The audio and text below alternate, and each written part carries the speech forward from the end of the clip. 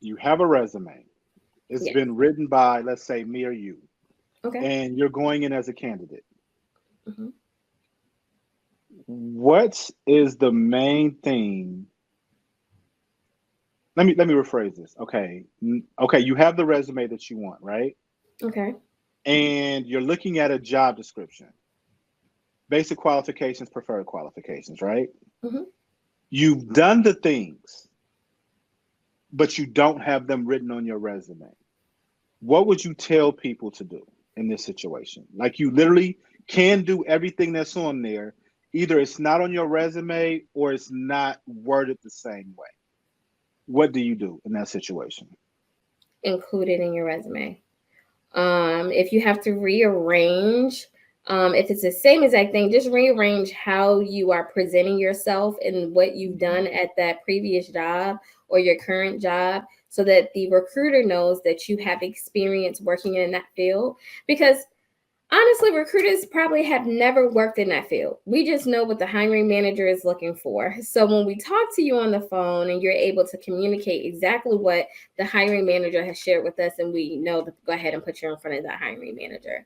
Also, hiring managers knows exactly what to look for in resumes, certain keywords, certain things that you must do first before you even do the job. And sometimes that's within our screening. So we may ask you some of those questions to make sure that you actually know the job before we present you over to that hiring manager. So one thing is just make sure that you tailor your resume to that job description. And if you have any experience in that preferred area, then you want to also include those skills within your resume as well. You can also do it in your summary or your cover letter just to highlight exactly who you are. You might not want to give everything because sometimes you do want to surprise a hiring manager over the phone. Like, oh, wow, I didn't know that she can actually do this. But as long as you meet the basic and some of the preferreds, you don't have to meet any preferreds. But if you do, just go ahead and include that into your resume and you'll have a wonderful interview. If is a match. Okay, definitely. And the biggest reason that I don't think a lot of people understand, when you put your resume online, your resume goes through a keyword search when it gets into that ATS, which Mhm. stands for applicant tracking system. And in certain positions, if you don't have enough of the keywords, the computer automatically makes sure it does not qualify, DNQ, and we never see you. And people would be like, they never call me back. We never saw your resume. Mhm. If so, I tell people, like you said, Taylor, look at the job description. First of all, make sure you can do 90% of the basic qualifications. Because even if you get through that part and we don't see enough basic qualifications, we're going to DNQ you and never speak to you. Mhm. But again, if you've done it and you're saying, oh, I did that, it's just worded differently, like you said, change the wording. Your resume is a living, breathing document. Mhm. It is not set in stone. It can always be changed. And I need you to be able to also change with it. Right. There are people who are like, oh, no, I paid this much for this resume. It's perfect. No, it's not. Every company that does the same thing has their own verbiage Yep. for the most part. They have their own verbiage. So please understand, even though it says A and B here, and other company says C and D, and it means the same thing, but you're applying to the company that says C and D, change your A and B to C and D. Mhm. It makes all, because again, like you said, a lot of people think, oh, they recruit for this, they've done this. Right. I have recruited for pilots, I've recruited for farmers, I've recruited for architects. I didn't go to school for none of that stuff. I, I, I know enough to be dangerous. I know the words to ask, and I know what I'm supposed to be listening to see if you know what you're talking about. But I've never done this. Right. And that's the most important part. So make our job easier in finding you and make sure the verbiage in the job description definitely matches the verbiage in your resume. Yeah, I agree. I agree. And one thing that you touched on was keywords in your resume. So not only is important to have those keywords in your resume when you're applying through a company system for their job, But it's also important to make sure that you have those keywords on your resume when you upload your resume on Indeed or ZipRecruiter or whatever platform that you want to get your resume out there, because recruiters are actually entering keywords just to find that person. And if your resume does not have those keywords, you will not be seen that way as well.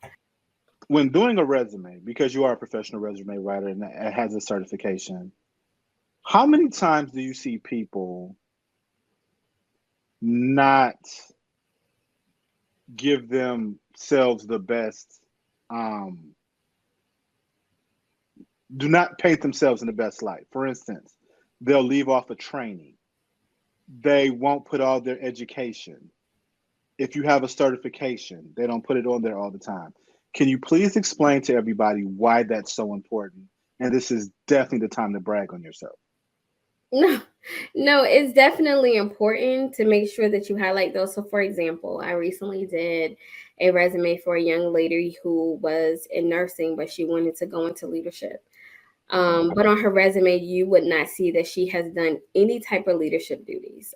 She just maintained her day to day on her resume, and sometimes just look like, what she do every single day, which is what we would expect to see. But what makes you stand out and what makes you ready to go into a leadership role, you wouldn't get that from her resume. So actually talking to her about what her true experience was, I realized that she did fill in for when her manager was out. She was the next point of contact. Okay, so we need to add that to your resume. She did complete some type of certifications and some trainings that also qualify her for her to go into that leadership role. Okay, so let's go ahead and put this on your resume.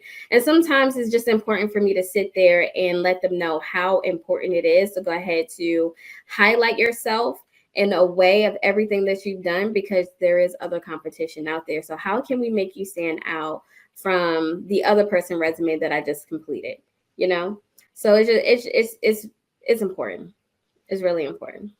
It's really, really important because I'm gonna be completely honest. After going through 150 resumes a day for multiple different jobs, they all start to look alike. I'm gonna be completely honest with you guys. Your eyes start crossing, the words start, but you see certain resumes and you're like, oh, this is more like you can push yourself in the top 5 resumes versus you look just like everybody else's. Yep. And keep in mind, if you have a job for 6 months to a year minimum, and some people have jobs for 5, 10 years, there's no possible way that you didn't get any new training at work. Right. I know every place I've ever worked, every 2 to 3 months, it was a different training that popped up. And you had to have it done in a certain amount of time or you would get called into the office because we work virtually. But you know what I mean? Like, why isn't this Mhm. training done? Right. So if you've been someplace 5, 7, 10 years, you have so much training that and it's one of those things where you're just like, oh, this is just what I do. No, you need to highlight and make sure that other people know what you do because we don't. We Hmm. don't know you. And even if you're an internal candidate, as the recruiter, I don't know you. So you Hmm. have to make sure that I have the complete picture of you.